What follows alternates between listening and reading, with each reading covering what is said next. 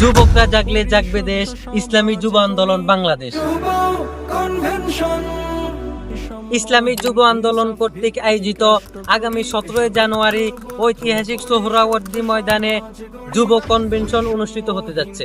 উক্ত সম্মেলনে বাংলার লাখো কোটি যুবকদের উদ্দেশ্যে দিক নির্দেশনামূলক ভাষণ পেশ করবেন বঙ্গ অভিভাবক, ইসলামী আন্দোলন বাংলাদেশের আমির মুফতি রেজাউল করিম পীর সাহেব চরমনাই।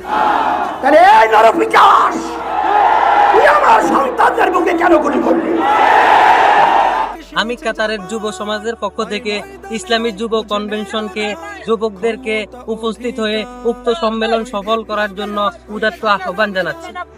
পঞ্চম জাতীয় যুব কনভেনশন সফল হোক, সফল হোক। আহ্বান, একতায় তুমি পাবে শক্তি, শৃঙ্খল হতে পেয়ে মুক্তি, গাবে বিজয়ের গান।